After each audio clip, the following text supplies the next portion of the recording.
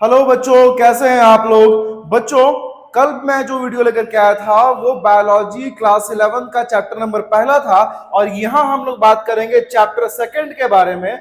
बच्चों, मैं फिर से आपको दोहरा देता हूँ कि हमारा ये जो सीरीज है ये क्लास 11th के आपके जैक बोर्ड के एग्जाम के लिए बहुत जरूरी है। आप बस वीडियो को देखते जाइए, पर डे आपको एक वीडियो मिलेगा और मैं बताता हूँ कि आपने जो चैप्टर हमसे पढ़ लिया बस सवाल वहीं से आएगा। जिस जिस चैप्टर से मैं जितना सवाल आपको करा रहा हूं आपको बस वो सवाल करते जाना है और आप कॉन्फिडेंट रहिए सवाल उन्हीं में से आएंगे। ठीक है, चलिए तो बिना लेट करते हुए हम लोग आज चैप्टर नंबर सेकंड की तरफ बढ़ेंगे। और बच्चों, बायोलॉजी क्लास 11th में चैप्टर नंबर सेकंड जो हमारा है वो है biological classification.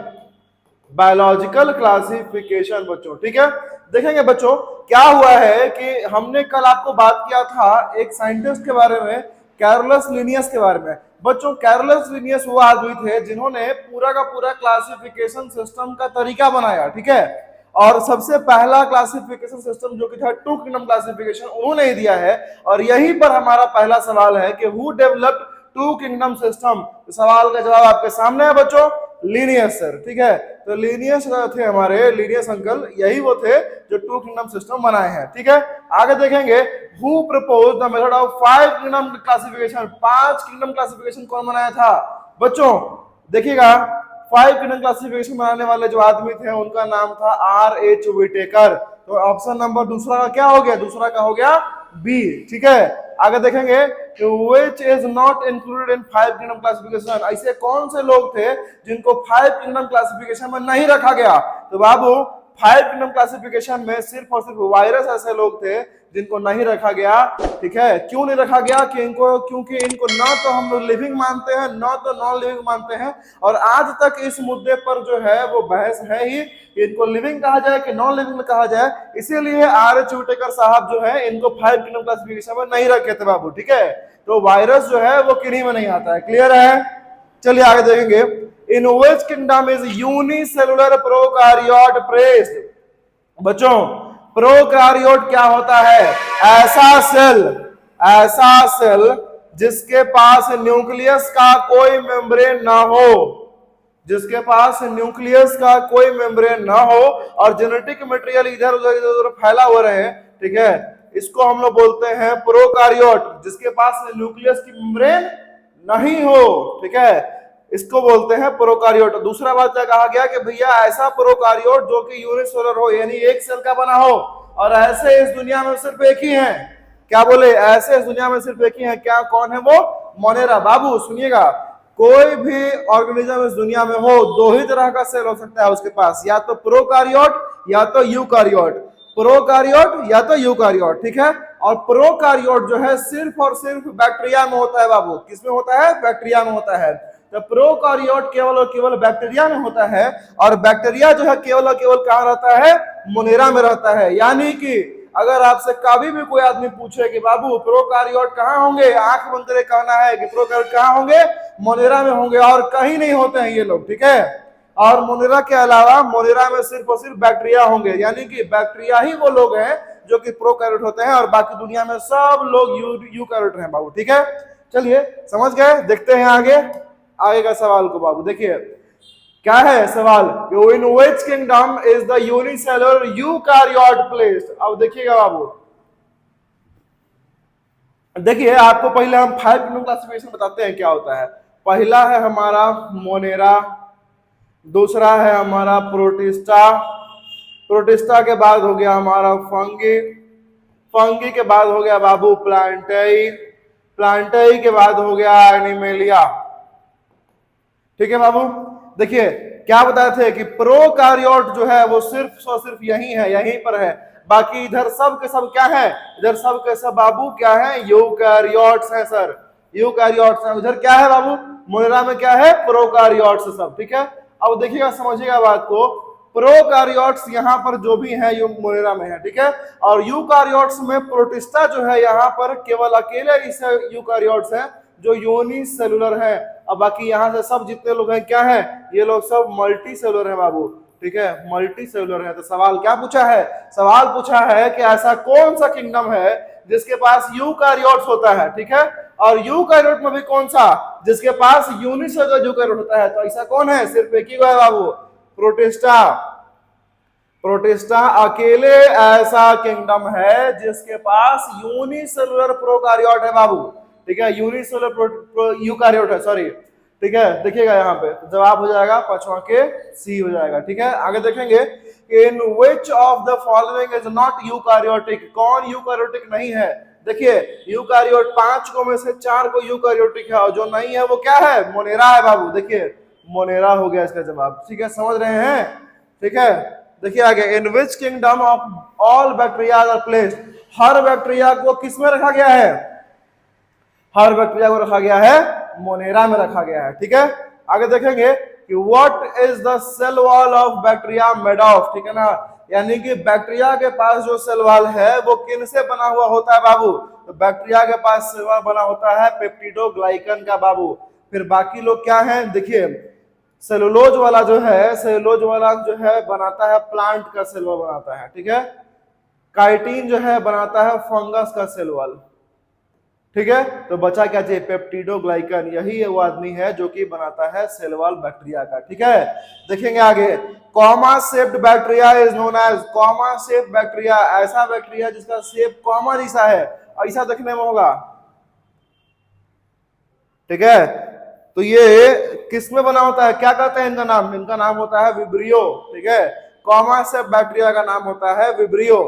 In which kingdom is nuclear membrane absent, वापस से सवाल बाबू एक ही बात घुमा घुमा के पूछ रहा है, ठीक है, कि न्यूक्लियर मेम्ब्रेन किस में नहीं होता है। तो न्यूक्लियर मेम्ब्रेन अगर जिसमें नहीं होता है उस सेल का नाम क्या कहते हैं, उस सेल को कहते हैं हम लोग प्रोकारियोट। प्रोकारियोट किस में होता है बाबू, मोनेरा में होता है केवल। तो जवाब क्या हो जाएगा, जवाब हो जाएगा मोनेरा, समझे।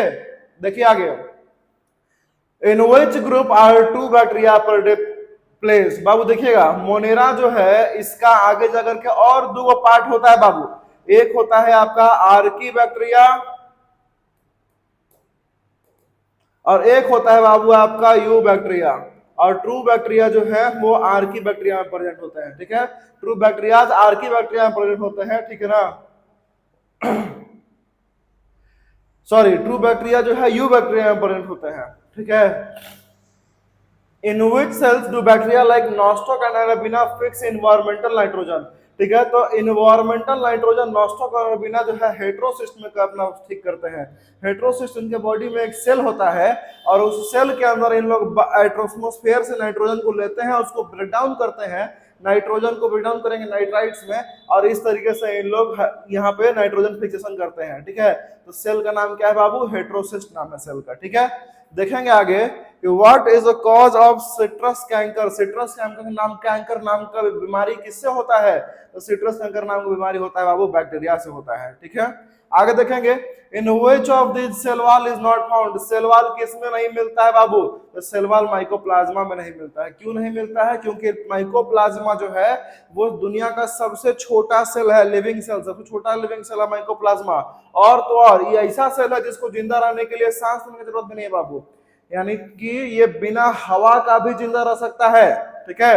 आगे देखेंगे कि what is the shape of bacterial DNA, यानी कि बैक्टीरिया का डीएनए का शेप कैसा होता है बाबू, तो बैक्टीरिया का डीएनए का शेप होता है हेलिकल डीएनए होता है, ठीक है ना, यानी ऐसा होता है, हेलिक्स होता है डीएनए का, बुझा गया। आगे देखेंगे, whose cell wall is shaped like soap box, साबुन के डिब्बा जैसा सेल वॉल किसका होता है बाबू, सवाल आ गया आपका प्रोटिस्टा से, कहां होगा, जवाब होगा डायटम। डायटम जो है इनका शेप देखिए ऐसा होता है बाबू, और देखने में लगेगा ना कि एकदम डिब्बा, साबुन का डिब्बा जैसा है, ठीक है ना, आपस में फिट हो जाता है पूरा ऐसे, ठीक है। तो इसीलिए कहा गया कि सेल वॉल जो है ऐसे सेल वॉल जो कि शेप सोप बॉक्स, साबुन के डिब्बा ऐसे दिखते हैं, ठीक है, उनका नाम क्या है, तो डायटम में दिखते हैं इन लोग। सवाल फिर वही है कि डायटम का जो सेल वॉल है इसमें क्या रहता है, इसमें रहता है सिलिका रहता है बाबू, ठीक है, वही है जवाब। देखेंगे आगे, चलिए समझ गए, नहीं आ रहा है समझ में कमेंट कीजिए, क्वेश्चन पूछिए, अपना डाउट पूछिए, सवाल आपको जवाब आपको मिल जाएगा, और आगे वीडियो देखते रहिए, ठीक है। What causes red tides in the sea, समंदर में लाल कलर का टाइड्स जो है वो लहर जो है किसकी वजह से होता है? डिनोफ्लैजिलेट्स की होता है बाबू। डिनोफ्लैजिलेट्स की वजह से समंदर में रेड कलर का टाइड्स ऐसे ऐसे ऐसे ऐसे उठते रहते हैं, ठीक है। अब देखिए डिनोफ्लैजिलेट का एग्जाम्पल क्या है? तो गोन्यूलैक्स है बाबू एग्जाम्पल। देखिए बाबू इसमें समझने समझाने वाला कुछ नहीं है, एनसीईआरटी में रटने वाला पार्ट दिया हुआ है, पढ़ना था, पढ़ के रट लेना था। और नहीं समझ में आ रहा है बस वीडियो को देखते रहिए, दिमाग में बिठाते आइए, एग्जाम में आएगा भर देना है बस सवाल। देखिए Which of these is saprophytic protista? इसमें से saprophytic protista कौन है? मैंने जो सड़ा गला डेड डिकेइंग पार्ट को खाता है, स्लाइम मोल्ड्स भैया, स्लाइम मोल्ड्स ऐसे हैं जो कि करते हैं ऐसा काम, ठीक है। आगे देखेंगे कि with the help of which of the organic amoebic protozoa catch prey. बाबू देखिएगा अमीबा जो है कैसे चलता है जी? अमीबा चलता है कैसे? उसके पास फॉल्स फुट होता है, क्या कहते हैं उसको? उसको कहते हैं सुडोपोडिया। जवाब यही देखिए, इस सुडोपोडिया की मदद से अपना खाना को पकड़ लेता है जी।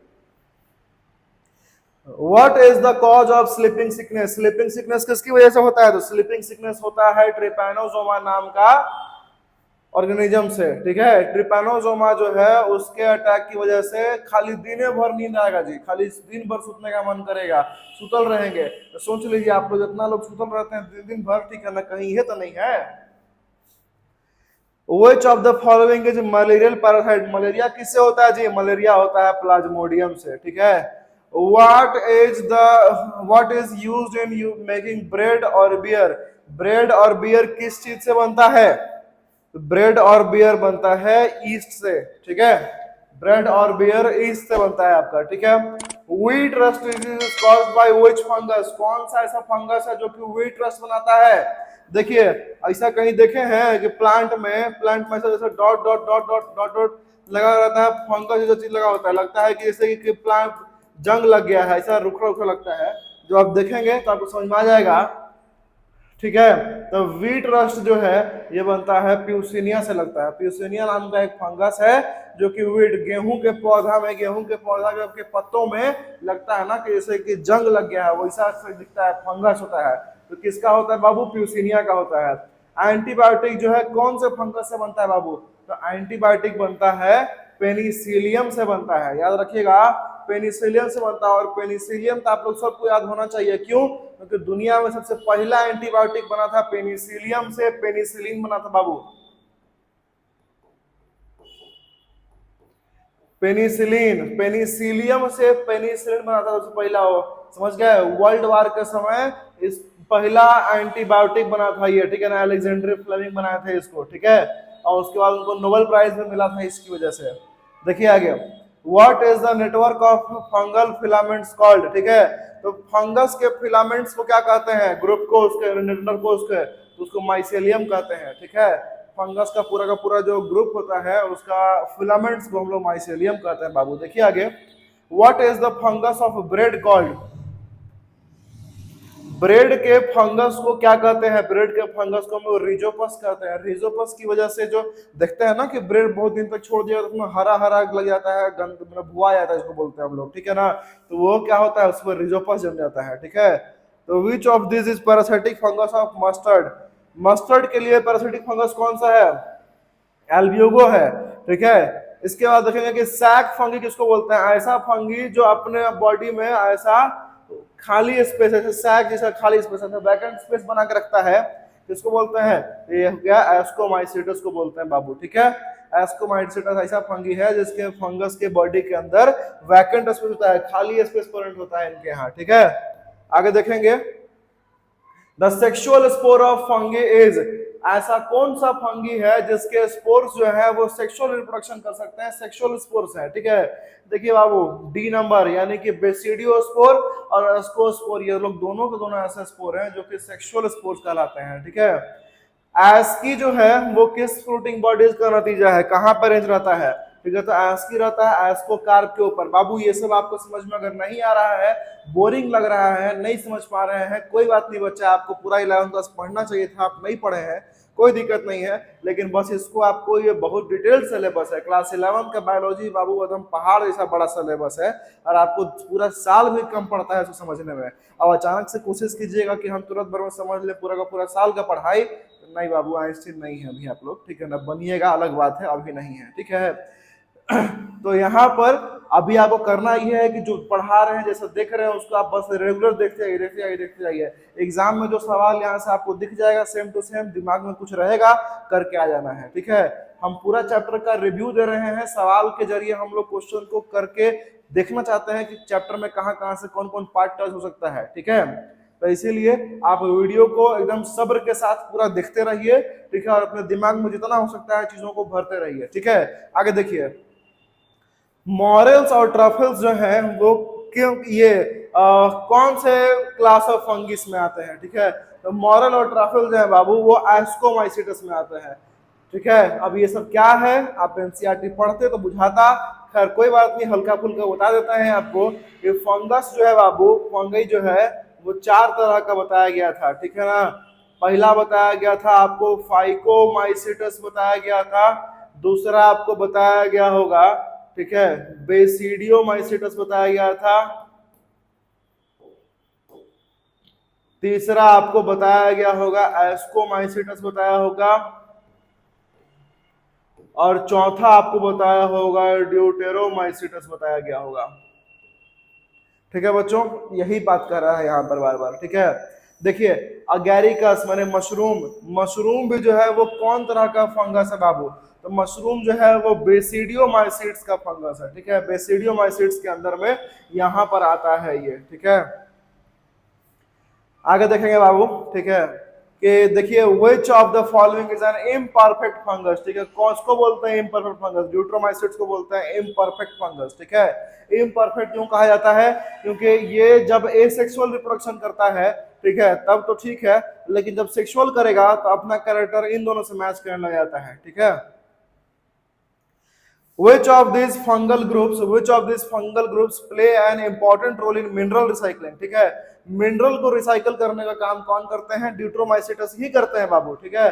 आगे देखिए, in which kingdom are eukaryotes organisms contain chlorophyll products, ऐसा कौन सा किंगडम है जिसके पास क्या कहा गया, पहला बात कि यूकारियोट्स हो बाबू, यूकारियोट्स हो, दूसरा चीज क्या कहा गया कि क्लोरोफिल भी प्रेजेंट हो, यूकारियोट्स भी हो क्लोरोफिल भी, यानी अपना खाना खुद बनाते हो। तो ऐसे दुनिया में सिर्फ एक ही है, कौन है, प्लांट है, प्लांट ही ना है जी जो अपना खाना खुद बना सकता है। आगे देखिए, इसमें से पैरासिटिक प्लांट कौन है, माने ऐसा कौन सा प्लांट है जो अपना खाना खुद नहीं बना के दूसरे से खाना छीन लेते हैं, ऐसा एक ही है, कसकटा, अमरबेल इसको बोलते हैं, ठीक है। अब cell wall of plant, plant का सेल वॉल किससे बना होता है जी, एकदम चैप्टर के इस क्वेश्चन के स्टार्टिंग में बताए थे आपको, ठीक है ना, सेलुलोज से बना होता है, ठीक है। आगे देखेंगे, in which kingdom have the multicellular heterotrophic eukaryotes have been placed, ठीक है। कह रहा है कि कौन ऐसा किंगडम है जिसके पास मल्टीसेलुलर हेटेरोट्रॉपिक यूकैरियोट प्रेजेंट है। पहला कि मल्टीसेलुलर होना चाहिए बाबू, दूसरा हेटेरोट्रॉपिक होना चाहिए, माने अपना खाना खुद नहीं बनाता हो, ठीक है, और दूसरा क्या होना चाहिए, यूकैरियोटिक होना चाहिए, ठीक है। ऐसा एक ही है बाबू, कौन, एनिमल किंगडम, ठीक है। इंसाने हम लोग ऐसा है जो अपना खाना खुद भी नहीं बनाते हैं, ठीक है, दूसरा मल्टीसेलुलर भी हैं और यूकैरियोटिक भी हैं, ठीक है। देखेंगे आगे, who discovered the virus, virus का डिस्कवर कौन किए, वायरस का डिस्कवर किए हैं डिमिट्री इवानोव्स्की किए हैं, ठीक है। डिमिट्री इवानोव्स्की नाम का एक साइंटिस्ट थे, तंबाकू का पौधा को देख रहे थे और उसी में देखते देखते देखते देखते उसी को रीड करते, एक्सपेरिमेंट करते, उसी में इन्होंने वायरस का डिस्कवरी किया है बाबू, ठीक है। देखेंगे आगे, वायरस का क्रिस्टलाइज स्ट्रक्चर कौन डिस्कवर किए हैं, तो वायरस का क्रिस्टलाइज स्ट्रक्चर डिस्कवर किए हैं डब्ल्यू.एम. स्टैनली। डब्ल्यू.एम. स्टैनली जो थे वो वायरस को और अच्छा से रीड किए, रीड करने के बाद उसका स्ट्रक्चर शेप के बारे में बताएं और कहे कि देखो बाबू वायरस जो है ना वो 2 ही चीज से मिलकर बना है, क्या क्या, बोला कि एगो प्रोटीन का कोट होगा, एगो प्रोटीन का ढांचा होगा, और प्रोटीन का ढांचा होगा प्लस उसके अंदर जेनेटिक मटेरियल होगा उसके अंदर, बस ये 2 ही वो चीज से मिलकर बना होता है वायरस, ठीक है। तो इस जो प्रोटीन का कोट है, प्रोटीन का कवरिंग है, इसका स्ट्रक्चर के बारे में ये कहे एक क्रिस्टल जैसा स्ट्रक्चर होगा इनका, ठीक है, और क्रिस्टल जैसा स्ट्रक्चर होगा इनका, ठीक है। और ये साइंटिस्ट थे डब्ल्यू.एम. स्टैनली। अब आगे बाबू आखिरी सवाल है हमारा कि which virus was discovered first, कौन सा ऐसा वायरस था जो सबसे पहले डिस्कवर हुआ है, अभी तुरंत बताए थे आपको, तंबाकू, tobacco Mosaic virus, tobacco Mosaic virus पहला ऐसा वायरस था जो डिस्कवर हुआ। बाबू चैप्टर नंबर 2 बायोलॉजिकल क्लासिफिकेशन से हम लोग 43 क्वेश्चन किए हैं। उम्मीदतः 43 क्वेश्चन ऐसा सवाल है जो कि एनसीईआरटी किताब से बीच से निकाला हुआ है और सवाल इन्हीं में से आएगा। अगर आपका चैप्टर नंबर 2 से सवाल आता है आपके एग्जाम में, जो कि आएगा ही, तो इन्हीं सवालों में से कोई एक सवाल आपको अपने पेपर में देखने के लिए मिलेगा। ठीक है, तो आप वीडियो को पूरा देखें, बहुत बढ़िया बात है। आगे और आने वाला वीडियो को भी आप देखिएगा। देखने के बाद बहुत जल्दी जल्दी वीडियो मिलेगी आपको। तैयारी करते जाइए, शेयर करते जाइए, आपका भी फायदा होगा, आपके दोस्तों का भी फायदा होगा बच्चों। ठीक है, इसीलिए बने रहना है वीडियो के साथ, चैनल को सब्सक्राइब भी कर देना है, और ढेर सारी वीडियो आने वाली है, उनके लिए भी इंतजार रहिए।